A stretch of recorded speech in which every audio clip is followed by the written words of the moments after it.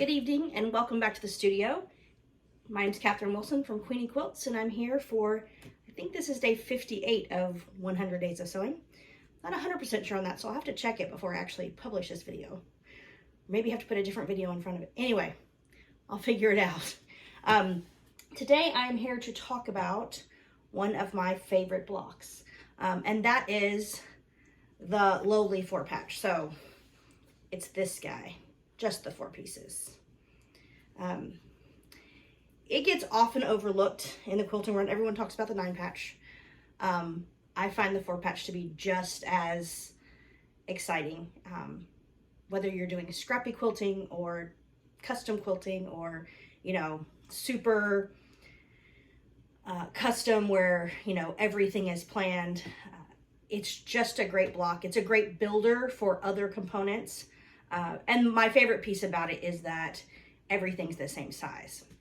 So because of that, you can really do them any size you want. You can have them half-inch, quarter, you know, half-inch, all the way up. I've seen them as big as 10-inch, and still has a great impact on the quilt.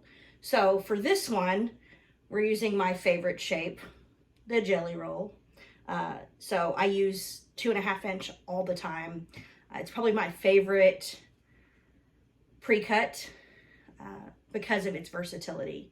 Whether you're doing super complicated piecing or you're doing simple patchwork, I find the Jelly Roll to just be a really great way to use a line and to get tons of variety in a line.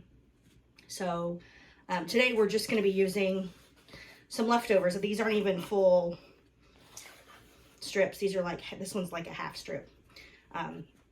So I'm going to turn you around, put it face down on the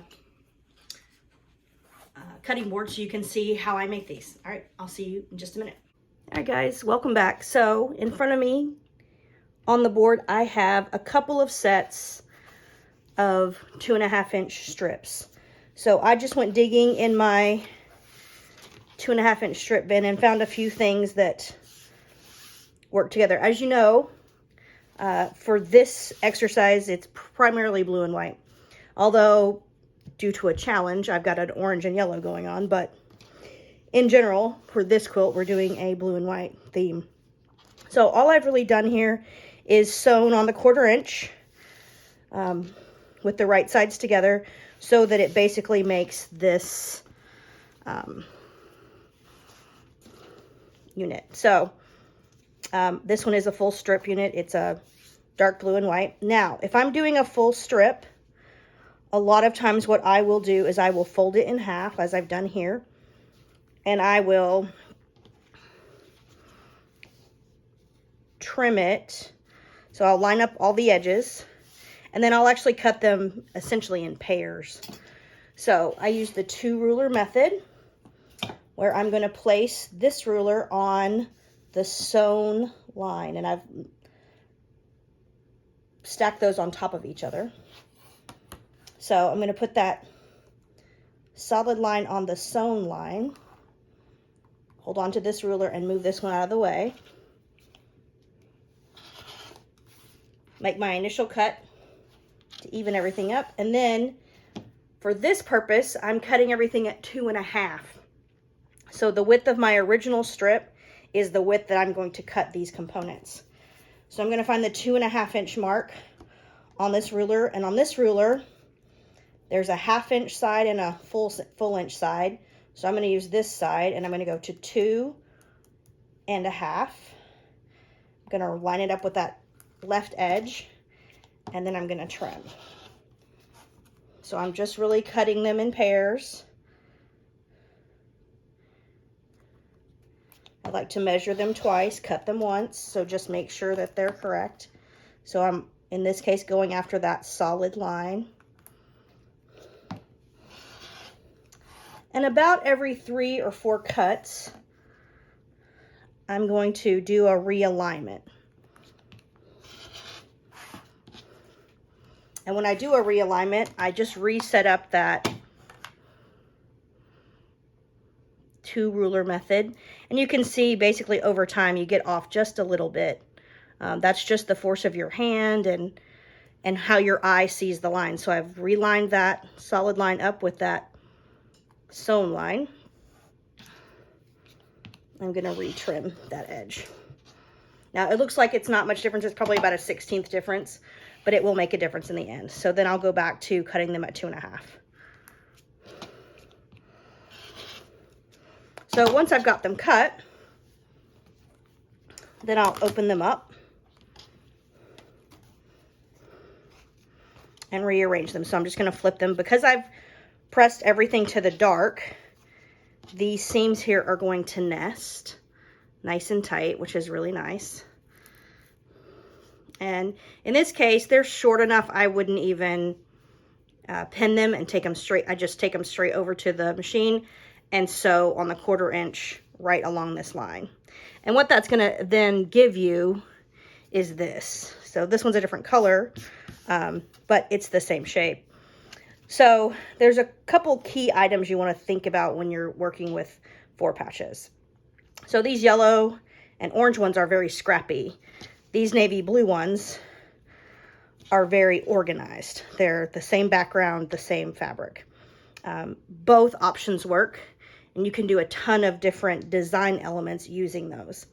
So if you look at the quilt behind me, let me turn that around so you can see it. So I'm going to turn you around so you can see it. Hold on a second. So if you look at this quilt that's hanging behind me, and we zero in on the 4 patches in it, they are all yellow on the top right and orange on the top left.